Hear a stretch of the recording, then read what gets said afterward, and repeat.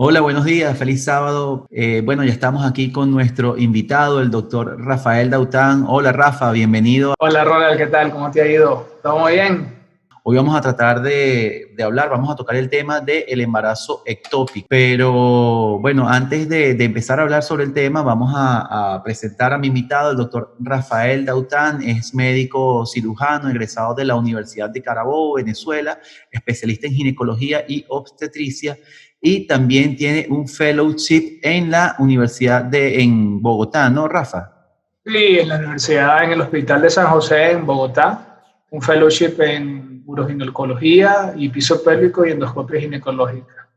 Excelente. Fíjate que este tema, embarazo ectópico, y me lo piden mucho los seguidores y los suscriptores que están aquí en el canal de YouTube. Y nosotros como cirujanos muchas veces tenemos que lidiar con esto para ver qué es lo que nosotros debemos hacer. También ponernos desde el punto de vista del paciente, aquella paciente que tuvo un embarazo ectópico, cuáles son las opciones que tiene ella, qué cuidados debería tener esa paciente y cuál es el riesgo que tiene esa paciente de volver a presentar esa enfermedad. Bueno, muchísimas gracias, Rafa, por estar aquí con nosotros el día de hoy. Y bueno, vamos a empezar vamos a empezar a hablar del tema. Bueno, entonces para hablar un poco, Ronald, de lo que es el embarazo ectópico, debemos de conocer pues qué es lo que es el embarazo ectópico.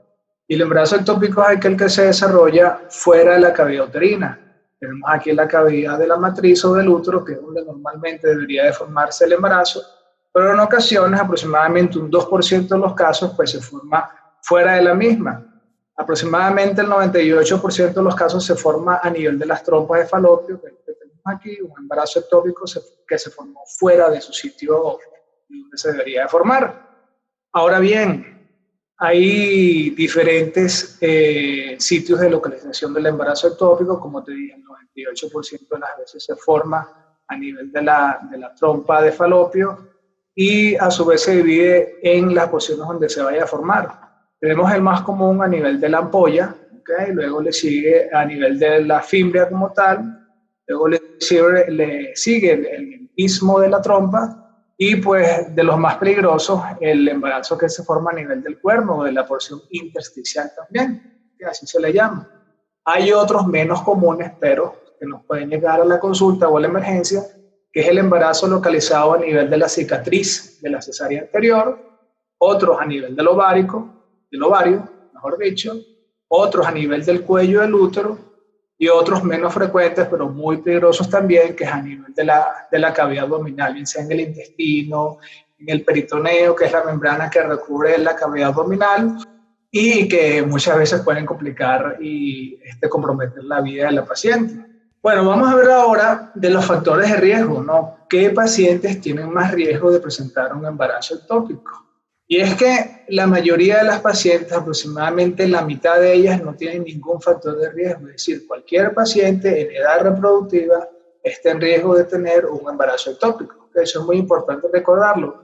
Sin embargo, las pacientes que tienen antecedentes de enfermedad inflamatoria pélvica o de flujos vaginales infecciosos maltratados, que lamentablemente en esta pandemia las pacientes tienen que automedicarse y probablemente no lo hacen de la mejor forma, y esto hace que proliferen bacterias en la vagina y las bacterias suban a través del cuello uterino, lleguen a la trompa y pues infecten la trompa, y eso puede hacer que la paciente tenga mayor chance de presentar un embarazo ectópico. Otro factor de riesgo es que la paciente haya tenido un embarazo ectópico previo. Eso ya también la pone como mayor probabilidad de tener otro embarazo a futuro. Hay estudios que dicen que los dispositivos intrauterinos aumentan el riesgo del embarazo ectópico, cosa que realmente actualmente se han hecho estudios y no es cierto. Los estudios que se tienen son estudios muy antiguos con otros tipos de anticonceptivos que actualmente ya no existen, por ejemplo la S-Elipse o otro tipo de anticonceptivos, pero los que se usan hoy por hoy, que es el dispositivo intrauterino que tengo aquí presentado, y el dispositivo liberador de levonorgestrel, hacen que el embarazo ectópico sea realmente muy raro en este tipo de pacientes. Sin embargo, cuando tengas una paciente con dispositivo intrauterino, bien sea de cobre o con levonorgestrel, y se embarace, siempre hay que tener la sospecha de que pudiera ser un embarazo ectópico. Otro de los factores de riesgo es que la paciente haya tenido una salpingectomía o le hayan hecho una esterilización quirúrgica. La paciente a veces piensa que, bueno, ya a mí me hicieron la salpingoclasia o me esterilizaron y pues ya yo no puedo quedar embarazada. Y realmente pues se equivocan porque en un porcentaje muy pequeño, pero sí lo existe, de embarazo ectópico, y cuando ocurren estas pacientes que tienen el antecedente de embarazo de la esterilización tubaria, hay que pensar siempre que pudiera ser un ectópico. Asimismo, las pacientes que hayan tenido una reconstrucción tubaria, que por ejemplo, una vez se esterilizaron y desean quedar embarazadas, uno le hace la reconstrucción tubaria. Si esa paciente a futuro queda embarazada, hay que también pensar que esta paciente tiene un factor de riesgo para desarrollar un embarazo ectópico. Simplemente porque se forman adherencias, se forma tejido cicatrizal, no es un tejido que está al 100% y pues lo hace propenso a que se formen las gestaciones fuera del mismo. Actualmente, con las técnicas de reproducción asistida, donde uno induce la ovulación con medicamentos, sea con menotropinas, menos común con clomifeno, pero siempre los medicamentos que producen poliovulación y sobre todo la transferencia de embriones, muchos de esos embriones pudieran migrar hacia lo que es la parte de la trompa y en otros sitios producir un embarazo ectópico. El cigarrillo, ¿verdad? Al parecer la nicotina causa una disfunción o una alteración de la motilidad de los cilios de las trompas de falopio, y esto hace como que se paralicen y no hagan su función de forma adecuada y hace que el paciente tenga un factor de riesgo para desarrollar un embarazo ectópico. Y bueno, finalmente las pacientes que tienen cirugías previas, por ejemplo un apéndice, una liberación de adherencias, inflamatoria pélvica, pacientes con endometriosis, que es muy común que haya tejido cicatrizal, pues son más propensas a tener un embarazo ectópico. Entonces fíjense que hay una amplia gama de factores de riesgo que nosotros los médicos y las pacientes tienen que conocer para conocer quién está en riesgo de tener un ectópico. ¿Okay? Otra de las cosas importantes, Ronald, que tengo que recalcar es que el uso de los anticonceptivos protegen, ¿verdad?, frente al embarazo ectópico. Y simplemente protegen porque hay como no hay embarazo, no hay ovulación, por supuesto, hay un menor riesgo de que la paciente que esté tomando anticonceptivos tenga embarazo ectópico. Entonces, una de las formas para prevenirlo y, por supuesto, para cuidarse en esta pandemia sería el uso de anticonceptivos orales. Perfecto. Entre los factores de riesgo, estuve leyendo que es más frecuente en mujeres mayores de 35 años, pero yo recuerdo cuando hacíamos cirugía de emergencia, siempre las pacientes que acudían con embarazo ectópico ya con un cuadro de abdomen agudo quirúrgico, eran pacientes entre 20 y 30 años, eran pacientes jóvenes, pero sí son más frecuentes después de los 35 años. Usualmente la paciente mayor de los 35 años recuerda que por su condición hay un envejecimiento natural del ovario. ¿Okay? Al haber un envejecimiento natural del ovario, hay un aumento de la folícula estimulante. ¿Okay? Al haber un aumento de la folícula estimulante, hay como que la paciente puede ovular más de una vez. ¿Okay? Y eso estadísticamente se relaciona con aumento del embarazo ectópico, porque realmente, pues, es como tú lo dices, la tasa de embarazo ectópicos en pacientes añosas, por así decirlo, 38, 39, 40 años, pues, prácticamente la misma que vemos en pacientes jóvenes.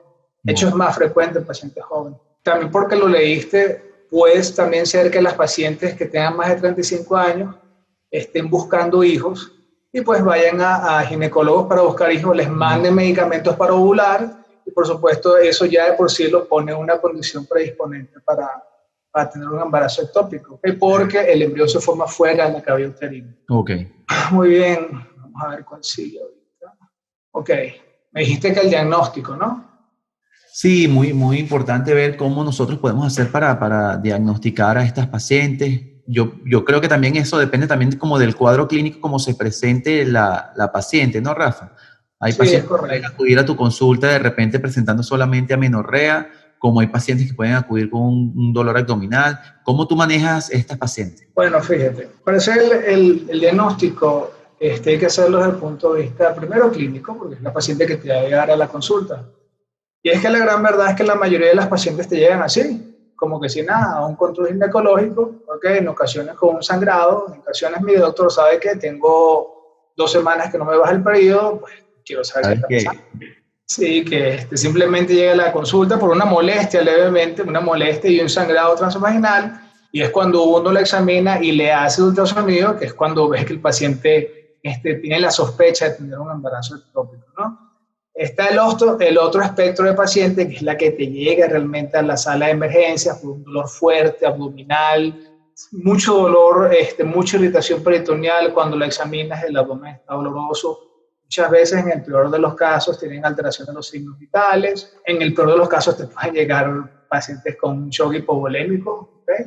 Y estas son las pacientes, por supuesto, que más tienen su vida comprometida, ¿no? Si uno no toma las acciones al respecto, ¿no? Y el pilar fundamental que todo ginecólogo o todo médico que se dedique a la atención de las mujeres debe tener es por lo menos realizar un ultrasonido transvaginal. Y el primer hallazgo que debemos de conseguir en un embarazo normal es un saco, ¿verdad? Bien definido, de bordes regulares, de dobles contornos, que está dentro de la cavidad uterina. Este es el deber ser. Sin embargo, en otras ocasiones podemos detener la presencia de un pseudosaco, que realmente nos puede engañar la apariencia de un saco original, pero si te das cuenta, fíjate la forma de este saco, bien definido, tiene sus bordes bien regulares, y mira, este saco pareciera que lo hubiesen aplastado, ¿no? Entonces eso es lo que uno llama el pseudosaco, y no es más que la reacción residual que se está produciendo en el endometrio, pero simplemente sin ningún embarazo. Entonces hay que estar bien pendiente con esto. Muchas veces las pacientes que nos llegan con un diagnóstico de un ectópico comenzando se los pueden pasar por debajo de la mesa, no las podemos diagnosticar, y siempre hay que tener un alto índice de sospecha basándose en los factores de riesgo y en el seguimiento del paciente. Si tú tienes una duda, si piensas que algo puede no estar dentro de su lugar, pues simplemente dile seguimiento, bueno, véngase dentro de 2 o 3 días para hacerlo. Entonces, fíjense, aquí está cuando el diagnóstico es más fácil. ¿Okay? Aquí tenemos la presencia de una masa parauterina, ¿ok? Aquí tenemos el ovario y tenemos una masa parauterina con líquido rodeando esa masa parauterina. Ahí bingo, ya hacen el diagnóstico. Este tipo de pacientes se nos presentan aproximadamente en el 50% de los casos, menos mal, ¿no? Es cuando uno puede hacer el diagnóstico precoz del embarazo ectópico y hacer la cirugía lo más mínimamente invasiva. Pero también tenemos otro espectro de la paciente, que es la que llega con abdomen doloroso, muchas veces inestable, y es la que tiene líquido en cavidad peritoneal, esta colección que tenemos aquí anecoica de sangre, que la paciente tiene en el fondo de saco de Douglas. Aquí en mayor cantidad, fíjate que la cantidad de líquido sobrepasa lo que es el fondo uterino, y son estas pacientes que realmente ameritan la atención más rápida posible, ¿no? Antes que el cuadro empeore. Y otro de los pilares que debemos de usar los ginecólogos o el médico que atienda a la mujer es la beta-HCG cuantificada. Entonces, la beta-HCG cuantificada no es más que la prueba de embarazo, pero que el laboratorio nos cuantifica, nos dice qué cantidad tiene el paciente para el momento que nos llega a la consulta y con el probable diagnóstico de embarazo ectópico. Entonces, vamos a hablar un poquito nomás de la beta-HCG cuantificada, ya que los pilares del diagnóstico van a ser la clínica, el ultrasonido transvaginal y el uso de la beta-HCG cuantificada. Y no es más que la beta-HCG es una hormona secretada por el sincito trofoblasto de la placenta, es decir, por la placenta, y ella se hace positiva a los 8 a 10 días. O sea, ya una paciente, una vez que queda embarazada, que ovula, y así la paciente quedó embarazada, ya a la semana se va a hacer positiva. Eso es importante saberlo. Muchas veces nos preguntan eso, bueno, doctor, yo tuve una relación sexual, ¿cuánto tiempo sale la prueba positiva? Eso es una pregunta del día a día. Bueno, y uno debe explicarle que aproximadamente una semana, de 8 a 10 días después, ya la prueba de embarazo sale positiva. ¿Sí? Okay. Y que lo más importante es que en un embarazo normal, intrauterino, los aumentos de la hormona del embarazo son predecibles. Y es que ella aumenta aproximadamente un 50% cada 48 horas. Es decir, se duplica. Okay. Y eso es muy importante, ¿verdad?, en el manejo del embarazo ectópico. Por un embarazo ectópico, como un embarazo que no va bien, simplemente no tiene la producción necesaria para duplicar su producción. Entonces, cuando tú tienes una hormona del embarazo que se la cuantifica y le haces un control 48, 72 horas después, y se te mantiene igual o disminuye o se mantiene en meseta, alto riesgo de que esa paciente tenga un embarazo anormal. Okay. Que hay que explicarle a la paciente que hay un número de pacientes que pueden tener falsos positivos, es decir, que la prueba salga positiva porque realmente pues, el paciente no está embarazada y que tiene que tener en claro eso, ¿no? Pero lo que no hace el diagnóstico es entonces, resumiendo, es la clínica del paciente, el hallazgo de la ultrasonido transvaginal y los aumentos predecibles de la hormona del embarazo cada 48 horas, que debe ser un mínimo de un 50%.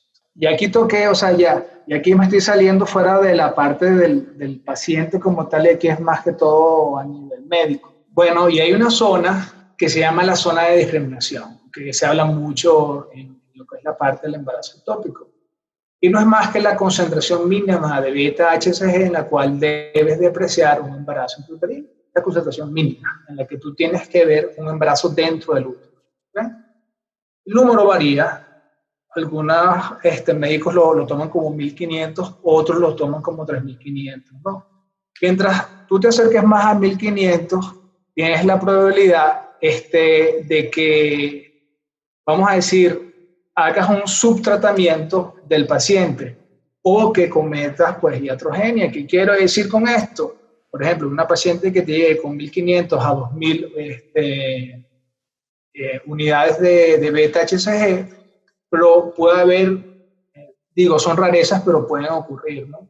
Que la paciente tenga un embarazo intrauterino normal que se está formando y un embarazo a nivel de la trompa que es anómalo, es lo que se conoce como embarazo heterotópico. Okay. Entonces, ¿qué pasa? Tú le haces una beta-HCG a esa paciente, le das tratamiento, por ejemplo, con metotrexate, perfecto, vas a resolver un problema que es el embarazo ectópico, pero también estás causando un daño a un bebé que normalmente se está formando dentro de la matriz.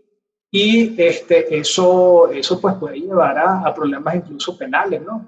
Porque estás haciendo un mal proceder médico. Entonces, la zona de discriminación debe de llevarse por lo menos a 3.000, 3.500. ¿Okay? Es lo ideal para evitar ese tipo de errores, ¿no? Eso lo voy a tocar después. Y bueno, hay otras hormonas que nos podemos apoyar los ginecólogos, que es solicitando los valores de progesterona, usualmente valores menores a 5 nanogramos nos indica que ya un embarazo pues que no va bien.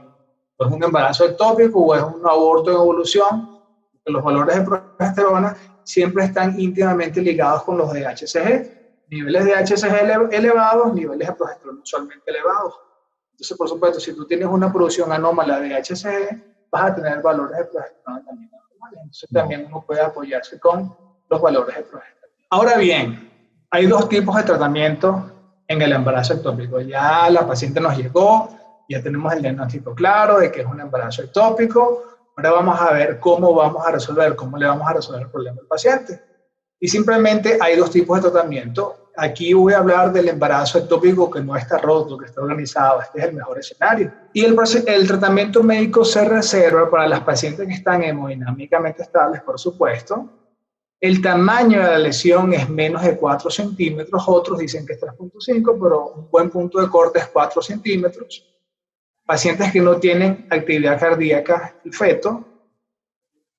Pacientes que no tienen líquido libre en cavidad peritoneal y pacientes con niveles de beta-HCG de menos de 5.000 unidades internacionales. Este es el paciente ideal que es candidato a tratamiento médico en el embarazo ectópico. Y por supuesto, el tratamiento quirúrgico si es la paciente desea, porque muchas veces uno tiene que hacer el tratamiento dependiendo de la disponibilidad de los recursos. O sea, si tú tienes metotrexate, pues puedes usar el metotrexate. Si tú tienes una unidad o un equipo de laparoscopia con todas las pinzas necesarias, un bipolar, una energía ultrasónica, es decir, varias cosas, pues pudieras hacerlo más mínimamente invasivo. Si no, pues tienes que hacerle al paciente una laparotomía para resolver el problema. Rafa, una pregunta. Mis suscriptores aquí en esta cuenta saben que yo hago ginecología oncológica, pero ya esta parte de embarazo ectópico, sobre todo el manejo médico, es netamente ya para el ginecólogo obstetra y tú eres el especialista en eso. ¿Cómo tú haces para seleccionar cuál paciente tú puedes tener un tratamiento expectante y a cuál tú dices, oye, no, ya va, vamos a empezar ya con un metotrexate o vamos a utilizar otro medicamento para frenar ya este embarazo? ¿Cómo tú eliges eso? ¿O no haces tratamiento expectante, siempre indicas medicamento? Sí, el tratamiento expectante va a depender del estado de la paciente, del estado de la paciente. Si es una paciente que está estable, si la lesión, como te dije, es menor de 4 centímetros, si no hay líquido libre en cavidad, si la paciente, porque muchas veces, ¿verdad? El destino de los embarazos ectópicos es que ellos se reabsorben. A diferencia de lo que uno piensa, ¿no? Que la mayoría piensa que, bueno, un embarazo ectópico se va a romper inevitablemente. Y muchas veces esos embarazos ectópicos se reabsorben. Entonces, ¿cuál es la paciente ideal? La paciente que está clínicamente estable, que realmente está caminando como que sin nada, ¿verdad? No tiene ningún tipo de síntomas, no tiene dolor abdominal, o si lo tiene, pues es cierta molestia. Y en los hallazgos pues, ecográficos no vemos líquido libre en cavidad y la masa parouterina pues mide menos de 4 centímetros. Pienso que esa es la mejor paciente para manejar con conducta expectante, siempre y cuando la paciente pueda ir a tu consultorio en reiteradas veces pues para hacerle seguimiento, ¿no? Si es una paciente que tú sabes que no te va a cumplir con el seguimiento, esa no es la mejor candidata Okay. recibir. Y hablando, Rafa, netamente del tratamiento expectante, está el tratamiento donde nada más evaluamos y dejamos que el embarazo ectópico siga su conducta normal. ¿En cuál paciente nosotros tenemos que indicar metotrexate? ¿Cómo tú haces para decidir esa conducta? Básicamente, ¿qué es lo que te va a decir a ti? Como te dije, la clínica del paciente, los hallazgos de ultrasonido, ¿ok? Y también los niveles de HCG. Si tú, por ejemplo, un paciente, ¿verdad? Tienes una masa parouterina, te pongo un caso, ¿no? Es una paciente de 27 años que te llega con la presencia de sangrado irregular, con ligera molestia, le haces un ultrasonido, no ves el producto de la gestación dentro de la cavidad uterina, pero ves una masa parouterina pequeña, ¿no? O sea, menos de 3 centímetros, 2 centímetros, sin líquido libre, nivel de la trompa, le haces una HCG cuantificada y te revela, por ejemplo, 500 unidades internacionales, ¿no? Y tú le explicas a la paciente, mira, estamos en un punto que el embarazo puede estar creciendo dentro de tu cavidad o puedes tener un embarazo ectópico. ¿Cómo te sientes? Bueno, doctor, yo me siento bien. Entonces vamos a darte un seguimiento. Okay. Tú dentro de 48 horas o 72 horas le pides nuevamente unos niveles de HCG y si esa paciente te mantiene en 500 o por debajo de 500, ya tú dices, bueno, esta es una paciente que no es candidata ni siquiera a tratamiento médico porque por sí sola ya la hormona del embarazo está disminuyendo su número y pues ya nos da como que cierta tranquilidad porque sabemos que es un embarazo que simplemente no se va a formar. Ok, perfecto. Okay. A diferencia de esa paciente que le haces un control de HCG y el inicial fue de 500 y de repente a los 3 días fue de 800, tú dices, oye, algo aquí no va bien este embarazo, es que la paciente otro sabe que tengo más molestia, tengo más dolor, pues ya esa paciente habría que pensar en algo más, poco más invasivo, por así decirlo, ya tratarla como tal. Ok. Sí, más que todo va a depender del comportamiento de la HCG cuantificada, ¿okay? Cómo se comporta ella y por supuesto los síntomas. Siempre los síntomas van a ser los que nos guíen. Muy bien, entonces fíjense esto. Esta es una tabla de un estudio que salió en Fertility and Sterility en base a los niveles de beta-HCG, ¿okay? Y el porcentaje de pacientes que lograron un tratamiento adecuado o que respondieron bien con el tratamiento.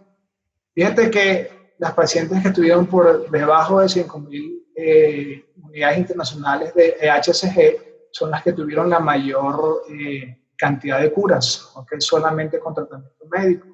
Menos de 1.000, 98.5%, y entre 2.000 a 4.999, 96.2% de curación solamente con tratamiento médico. Pero fíjate las pacientes que estuvieron por encima de de 5.000. Ya la tasa pues, de cura ya disminuye y por eso es que se toma el punto de corte de 5.000 unidades internacionales para las pacientes que son candidatas a tratamiento médico. Excelente. Entonces, bueno, aquella paciente que le vas a dar tratamiento médico con las indicaciones que mencioné anteriormente, que son los criterios que ya hablé anteriormente, pues debemos de utilizar el metotrexate. El metotrexate es un medicamento antagonista al ácido fólico, el cual es esencial para la formación de ADN y ARN durante la multiplicación celular. Por lo tanto, todo trofoblasto que esté en crecimiento en ese momento, pues se va a ver alterado con la aplicación del metotrexate. Y existen varios esquemas de tratamiento que más adelante los voy a mencionar, solamente a mencionar, porque el propósito de esta charla informativa no es cuáles son los esquemas, ni nada de eso, sino que simplemente el paciente vea cómo se le pudiera tratar en el caso que tuviera este diagnóstico de embarazo ectópico. Entonces, debemos de cuidar a qué pacientes no debemos de dar el metotrexate, por ejemplo, las pacientes que tienen trastornos hematológicos, por ejemplo, las pacientes anémicas, las pacientes que tienen leucopenia, las pacientes que tienen leucopenia, las pacientes que tienen enfermedad pulmonar activa, como una EBPOC, ¿por qué? Porque el metotrexate produce una neumonitis.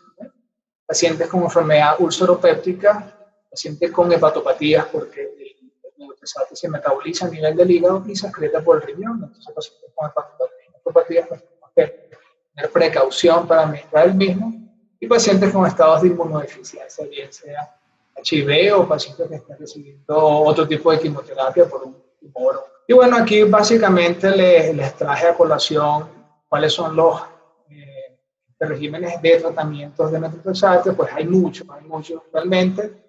Estos simplemente son 3 muy sencillos. El esquema simple, ¿verdad? Que es una sola dosis, el cual le administra 50 miligramos por metro cuadrado de superficie corporal intramuscular, y a nivel del día 4 le haces un control de beta-HCG a ver cómo se está comportando. Por supuesto, ya tú tienes que haber tenido un diagnóstico previo de cómo estaba antes de administrar el medicamento.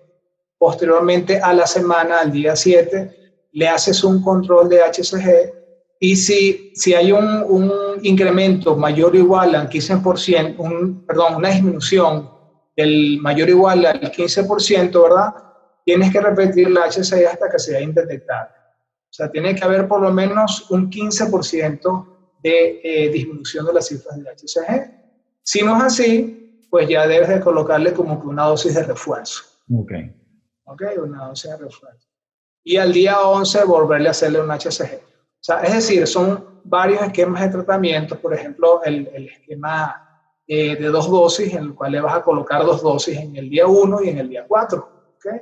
Y está el esquema multidosis, el cual le vas a administrar metotrexate y leucovorin también, como tratamiento como coadyuvante, ¿no?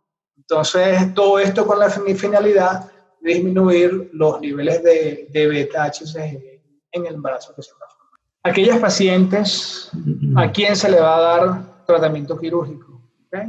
Bueno, aquellas pacientes que, por supuesto, se encuentran hemodinámicamente inestables, ¿okay? O en aquellas pacientes que el tamaño de la lesión sea mayor a 4 centímetros, o aquellas pacientes que tengan actividad cardíaca presente, o líquido libre en cavidad peritoneal, o niveles de beta-HCG mayor a 5.000 unidades internacionales. Por supuesto, el deseo de la paciente, una paciente que dice, no, doctor, simplemente yo no quiero hacer un seguimiento con el medicamento porque me parece muy tedioso, el seguimiento es tedioso luego que uno medita metotrexate, también amén de los efectos adversos que puede tener el metotrexate en el paciente. Entonces muchas veces decían las pacientes, ¿sabe qué? Quiero que me opere y ya de una vez resolvemos el problema de raíz. La coexistencia de un embarazo intrauterino, que es lo que estamos hablando, de un embarazo heterotópico, un embarazo que se forma dentro de la creatina y un embarazo que se forma fuera de la misma, ¿no? Ahí, esto es una paciente que tiene criterios para interrupción del embarazo ectópico, ojo, embarazo ectópico, y que siga normalmente su curso del embarazo que tiene intrauterino.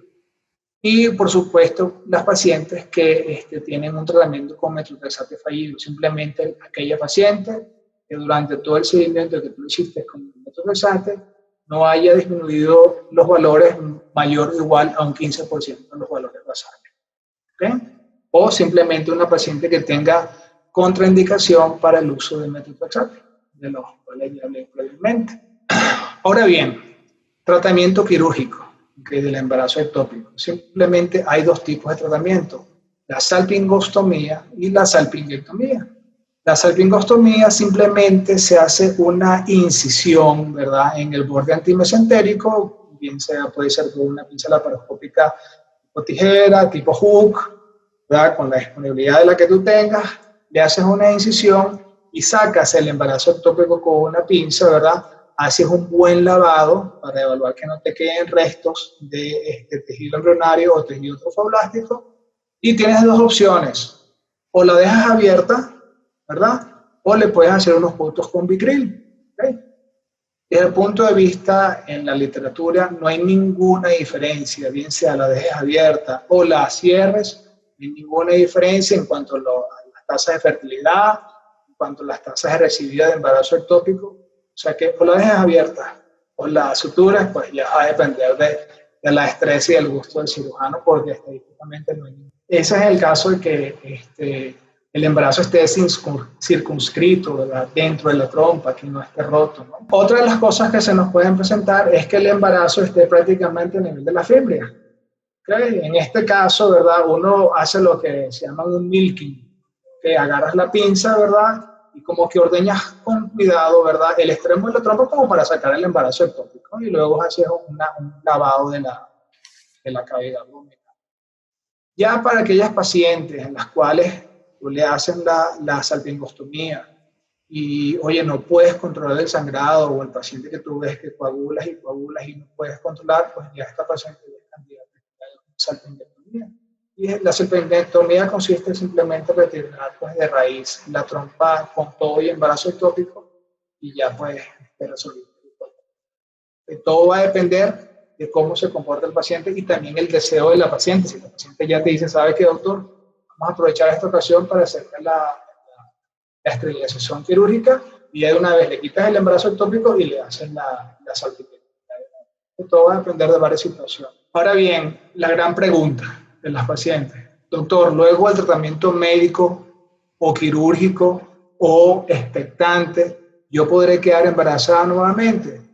Pues sí, la tasa de probabilidad de la trompa luego del tratamiento médico con metotrexato. Luego viene la pregunta de las pacientes, ¿no? Luego de ese tratamiento expectante de mi embarazo ectópico, o yo tuve un embarazo ectópico, o yo recibí metotrexato, o me operaron. La gran pregunta de las pacientes es, doctor, luego del tratamiento médico o quirúrgico, ¿yo podré quedar embarazada nuevamente? Pues bien, la tasa de permeabilidad de la trompa luego del tratamiento médico con metotrexato es comparable con el tratamiento quirúrgico. Es decir, si a usted le colocan medicamento o la operan, bien sea con una salpingostomía, le conservan su trompa, la tasa de que tú te embaraces es de un 60 o un 85%, o sea, es bastante alta.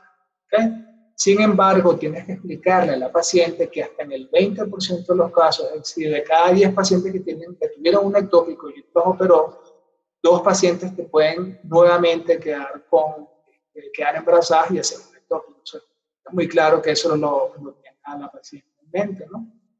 Y por supuesto, lo más importante, todo depende del estado de la trompa. Si es una trompa que por sí está dañada, tiene una salpingitis, tiene adherencia, o sea, si tiene, todo va a depender de cómo esté la trompa del paciente. Si la trompa está bien, buena, pues tiene un 60-85% de quedar embarazada, pero si ya es una trompa que viene con varios procesos de infecciones, de salpingitis, con antecedentes de apendicectomía, de peritonitis o que tenga adherencia, pues ya por supuesto este porcentaje va a disminuir, y eso hay que explicárselo al paciente. Ahora bien, terminando ya la charla, vamos a hablar de los sitios inusuales de embarazo ectópico. ¿Okay? Tenemos aquí el embarazo heterotópico, ¿okay?, que es la coexistencia de dos embarazos. Un embarazo normal que se desarrolla dentro de la cavidad del útero y un embarazo que se desarrolla fuera del mismo, es decir, un embarazo ectópico. La mayoría de las veces es a nivel de la trompa uterina. Entonces tú me preguntaste, Ronald, ¿qué se hace en estos casos? Bueno, en estos casos uno hace un abordaje quirúrgico. ¿Okay? Aquí no puedes dar tratamiento médico, porque el tratamiento médico con metotrexato puede causar en el feto problemas a nivel del cráneo, problemas craneofaciales, deformidades en los miembros, o simplemente ser un medicamento que va a causar el aborto en el bebé sano. Entonces, estas pacientes con embarazo heterotópico deben de manejarse netamente quirúrgico y preferiblemente con cirugía mínimamente invasiva, ¿no? Si no, pues puedes hacerlo con la parotomía si no te sientes seguro, pero idealmente con cirugía mínimamente invasiva y seguir el resto del embarazo, preferiblemente con progesterona, ¿no? ¿Okay? En los primeros estadios del embarazo. Eso es con respecto al embarazo heterotópico, que es poco común, pero ojo, ahorita en estos tiempos de terapia de reproducción asistida, donde la paciente uno le manda a poliovular o se le colocan embriones para una transferencia coronaria, pues pueden haber embarazo heterotópico. Otro de los sitios raros pues son los embarazos abdominales, en donde ocasionalmente son catastróficos, ¿no? Porque se pegan a los intestinos, se pegan a los al epiplón, al mesenterio, entonces pueden crecer y muchas veces el plano de disección para separar no tanto el bebé, sino la placenta de los órganos vecinos muchas veces es difícil, pero pues no es imposible, todo va a depender de la habilidad del cirujano. Y muchas veces hay tratamientos hasta profilácticos con metotrexate, es decir, la operas, tratas de quitar la mayor cantidad de tejido placentario posible, haces un buen lavado y posteriormente le colocas una dosis única de metotrexate para disminuir el chance de recibir el embarazo ectópico. Otro de los embarazos que se nos pueden presentar es el cornual o intersticial, que es el que se presenta a nivel del cuerno del útero. Pues ya aquí el manejo puede ser por vía abierta o por vía laparoscópica. Muchos cirujanos lo que hacen es, a nivel de lo que es el ligamento ancho, a nivel de la base del ligamento ancho, hacen un torniquete, ¿okay? Para tratar de hacer una ligadura de las uterinas, o los que tienen pues más destreza llegan hasta el origen de las uterinas, colocan un clip y posteriormente colocan vasopresina o alguna sustancia vasoconstrictora y poco a poco van disecando el embarazo ectópico y pueden pues, resolver el problema y luego se le coloca pues, una sutura intracorpórea. Otro de los embarazos también menos raros que pueden aparecer es el embarazo ectópico a nivel cervical, ¿verdad? Muchas veces si no los diagnosticamos a tiempo pues puede ser catastrófico. ¿Por qué? Pues simplemente por la localización anatómica de las arterias uterinas que están pues, muy cerca, ¿no? El manejo muchas veces podemos hacerlo por mediante curetaje, ¿okay? Muchas veces podemos hacerlo hasta por histeroscopia, ¿okay? Entonces, y por supuesto con la inyección local de metotrexate también. Se puede por vía ecográfica, se le coloca metotrexate y se le coloca localmente medicamento. Y bueno, y cada vez más frecuente que se nos están apareciendo en la consulta, aproximadamente 6% de los embarazos ectópicos pueden presentarse como un embarazo en la cicatriz de la cesárea. Por supuesto, a medida que aumenta el número de cesáreas, pues aumenta el riesgo de que tengas un embarazo fuera de la cavidad uterina y se implante a nivel de la cicatriz de la cesárea. Estos embarazos, pues, de forma general, uno hace el diagnóstico en el primer trimestre, ¿verdad? Porque ves un saco gestacional de implantación baja que está muy cerca de lo que es la vejiga, usualmente detrás de la vejiga, y fíjate, esta es la imagen típica de un embarazo que protruye a nivel de la parte del istmo del útero y está justamente detrás de la vejiga. O sea, cuando tú tienes este tipo de embarazos, pues la mejor forma, la mejor resolución es por vía laparoscópica, también llegando al origen de las uterinas, ligándolas, colocando también sustancias vasoconstrictoras para disminuir la cantidad de sangrado y pues hacerle una resección de lo que es una parte, como una, por así decirlo, tratando de resecarlo como una cesárea, por así decirlo. Ok. Pues y luego hacerle su seguimiento. Bueno, excelente, Rafa. De verdad que muy claro toda tu exposición y todas las imágenes. Yo estoy seguro que muchos de los suscriptores y personas que están viendo esta especie de clase, conferencia, de comunicación directa con los pacientes la van a disfrutar mucho. De verdad que bastante clara, Rafa. Yo quería precisamente hablar el día de hoy de eso, porque uno como cirujano, a mí me ha tocado enfrentarme a embarazo ectópico en condiciones de emergencia y a veces es bastante complicado y uno tiene que estar siempre alerta cuando uno le llegue a esa paciente con dolor abdominal, una paciente joven, dolor abdominal, que haya tenido ese sangrado, la beta-HCG es aumentada y cuando uno hace el eco que observa líquido en cavidad abdominal, de verdad que es bastante delicado y las veces que yo he operado este tipo de casos, lo he hecho por vía abierta, ¿no? En muy pocas veces, o yo no he tenido particularmente pacientes que hayan estado hemodinámicamente estables, sin ningún sangrado. Yo sé que hay casos que se presentan así y uno puede hacerlo de forma mínimamente invasiva, pero siempre es como mucha la responsabilidad y uno trata como que, bueno, de resolver el problema lo más pronto posible. Y precisamente quería hoy escuchar la opinión de un especialista del otro lado, en donde, bueno, vamos más allá de resolver la emergencia. ¿Qué va a pasar con esa paciente? Porque probablemente esa paciente tenga deseos de fertilidad en un futuro. ¿Cuál sería la mejor técnica a utilizar? Y fíjense, hoy me has dado tanta información, Rafa, que yo creo, bueno, yo actualmente ya no hago cirugías de emergencia, pero yo creo que, sin duda alguna, siempre es importante el manejo multidisciplinario de estas patologías, porque si es verdad que el cirujano de emergencia o el cirujano general está a la vanguardia de cualquier emergencia que ocurra en cirugía, siempre es importante el ojo de un ginecólogo, el ojo de un ginecólogo obstetra y que tenga ese panorama de diferentes conductas que se puedan tomar de acuerdo a lo que presente la paciente. No es nada más hacer salpingectomía y resolver la emergencia, sino que saber que hay todo un panorama de opciones quirúrgicas que puede tener la paciente al lado. Bueno, Rafa, de verdad muy agradecido con toda tu participación.